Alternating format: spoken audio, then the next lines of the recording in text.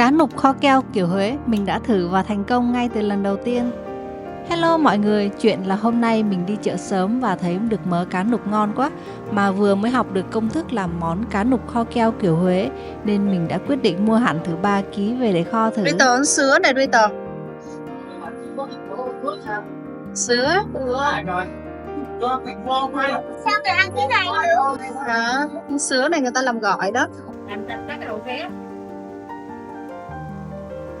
Lựa mấy con nhỏ nhỏ thôi chị ơi. Cái này 5 kg. Trời ơi, lựa Nhỏ nhỏ thôi. lựa mấy con nhỏ nhỏ dùm em nha. Để em kho đó. Dạ, chắc em lấy mấy con đi chị, em để em kho chung luôn ăn coi con ngon không. Trời ơi, này thịt này nó chắc lắm. Nó chắc lắm hả? Em Vậy cái này em chiên á, ăn hết sảy luôn. em tính kho kẹo với lại cá đó luôn á. Lấy cho em từng này đi. Và cũng 2, làm 4, 6 con.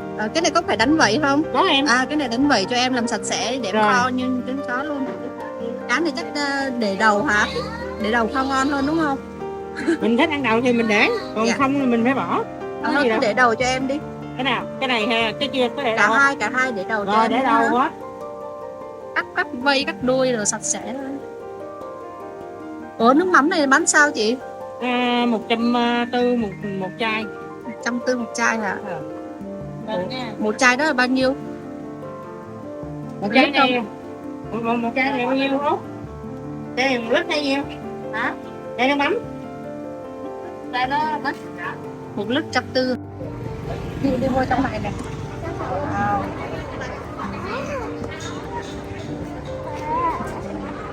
Cái này giống chợ đó mẹ ơi. Chợ này chợ thường hay không? Chị ơi, có bán rượu mai Quế Lộ không? Biến thì lên có không? Bao nhiêu vậy? 45.000.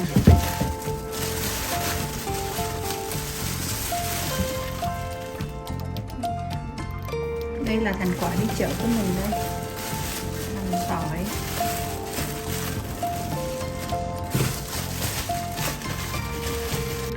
Và sau khi đã mua đủ đồ về thì giờ mình sơ chế cá nha. Món này thì có người thích kho nguyên ruột và đầu cá, có người thì lại bỏ hết đi, thì cái này cũng tùy sở thích của từng nhà thôi ha. Mình sẽ sơ chế cá sạch sẽ với ớt và tiêu, tỏi, rồi để thật ráo nước nha. Trong lúc đó thì mình sẽ chuẩn bị phần sốt để kho cá nè. Công thức của mình sẽ là 300g nước mắm, 300g đường thốt nốt. Mình dùng loại đường này vì mình thấy nó có vị ngọt tự nhiên và khi kho xong thì thành phẩm của mình cũng đẹp lắm. Nấu cho đường thốt nốt và nước mắm sôi nhẹ lên và tan hết đường thì tiếp theo mình sẽ bỏ lần lượt là tỏi, ớt và tiêu vô.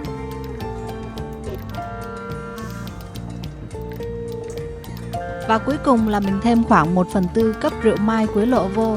Bước này sẽ giúp cho món cá của mình có mùi thơm đặc trưng lấn át được mùi tanh nhưng mà vẫn giữ được nguyên vị.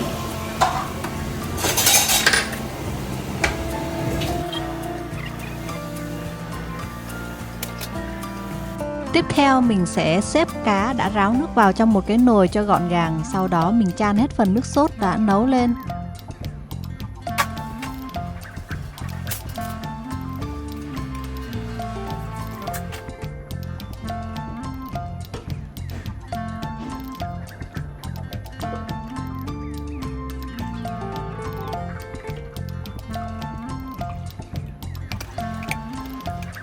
Rồi mình có bỏ thêm vào đây là khoảng 1 muỗng mỡ heo để kho cùng. Thì mình thấy cá mà khi kho cùng với mỡ heo thì sẽ có độ béo mềm và ngon tự nhiên, mọi người thử nha.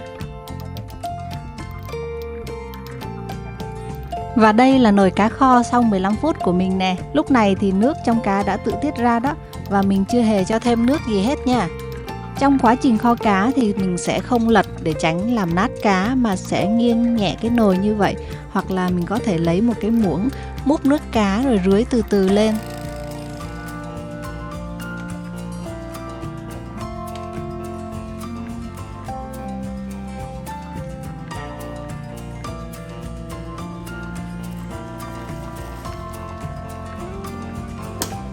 Khi nước kho cá đã bắt đầu sánh lại và lên màu nâu đẹp mắt thì mình chuẩn bị sẵn 500ml nước mía nguyên chất. Nấu sôi phần nước mía này lên rồi đổ vào nồi cá và tiếp tục kho liu riu. Nếu không có nước mía thì mọi người có thể thay thế bằng nước dừa tươi hoặc là nước lọc nếu không thích vị ngọt. Nhưng theo mình thấy thì món cá kho kiểu Huế này thì phải có vị mặn mặn, ngọt ngọt, béo béo, nhẹ một chút thì mới ngon.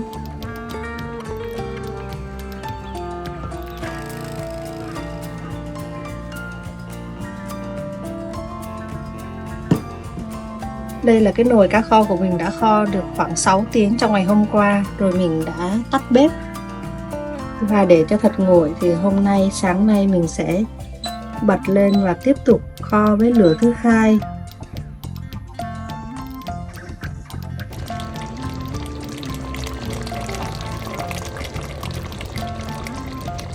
Đây là cái nồi cá của mình sau khi đã kho thêm khoảng 4 tiếng hồi sáng nay.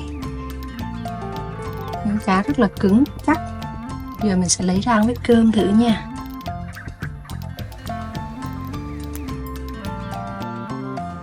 Giờ mình sẽ ăn thử coi sao ha. Đó, con cá của mình rất là cứng luôn này.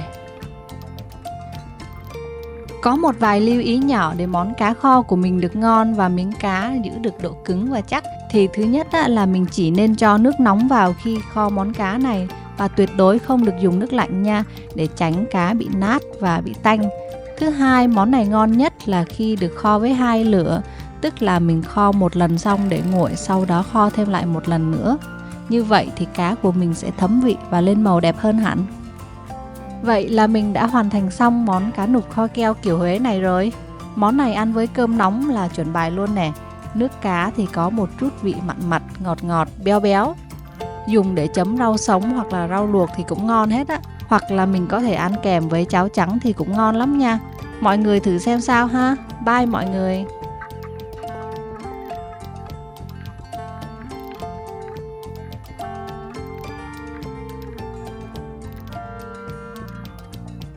Cảm ơn các bạn đã theo dõi video. Đừng quên nhấn like, chia sẻ và đăng ký kênh để ủng hộ mình.